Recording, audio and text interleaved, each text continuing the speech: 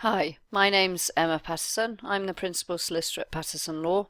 I'm going to talk to you about the offence of driving without due care and attention or without reasonable consideration for other road users.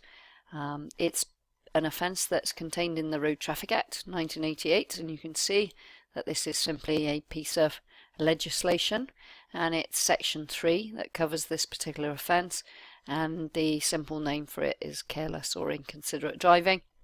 I've always called it driving without due care, but people call it a variety of different names. Effectively, it's about a person's standard of driving falling below that of a reasonable, careful, prudent driver in all the circumstances. But it can be about careless driving or it can be about inconsiderate driving. The way I like to describe it to clients is that careless driving tends to be based in mistakes and making errors and things like a lapse in concentration, whereas inconsiderate driving tends to be driving that's more piggish or aggressive, and it normally will contain things like doing wheelies or inappropriate overtakes. But there's a fine line between the two, and it's just basically a variation on a theme. Now, in order to convict you of this offence, the burden of proof is always on the prosecution to prove beyond reasonable doubt that the standard of your driving fell below that of a reasonable, prudent, careful driver in all the circumstances, and they have to make the courts, the prosecution and the police together have to make the court 90% or more sure that your standard of driving wasn't up to scratch. In order to defend yourself, you would have to create a reasonable doubt on that suggestion. And a reasonable doubt is normally 10% or more of a doubt in the minds of the magistrates. There are various defences.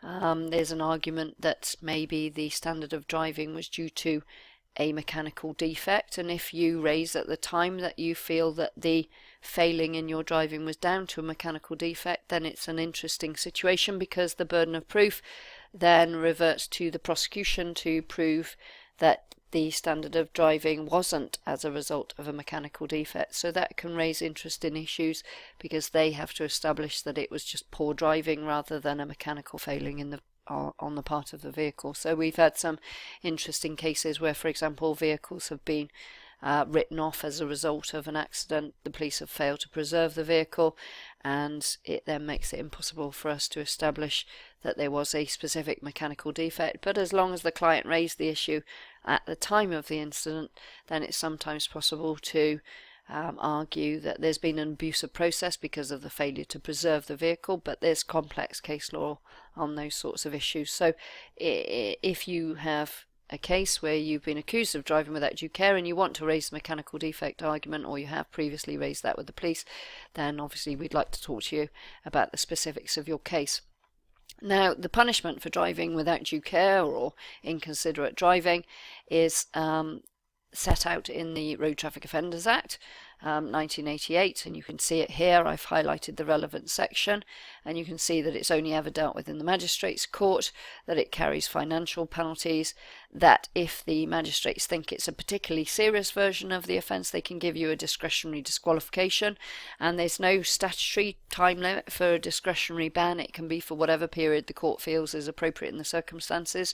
So nasty cases of driving without due care and attention can lead to you losing your licence, but normally it's endorsement, and the penalty point range is between 3 and 9. You might get 3 penalty points for things like bumping in a bollard in a Tesco car park when you're reversing. 9 penalty points is going to be a serious incident, perhaps overtaking in a completely inappropriate location and causing an accident. But those types of offences can be on the cusp of dangerous driving, and we often see scenarios where in one area of the country something will be charged as a due care offence, and in another area of a country you'll get an almost identical offence and the police charge it as dangerous driving. So there's a real overlap between those types of offences. But if you're going to be disqualified for driving without due care, it's discretionary, whereas if you're charged with dangerous driving, it's an obligatory ban. So that's section 3 of the Road Traffic Act. If you want to have a chat with me or one of my colleagues, then please call in on 01626 359 800 and we will happily do a free advice call with you and talk to you about the specifics of your case and apply the law. Thank you.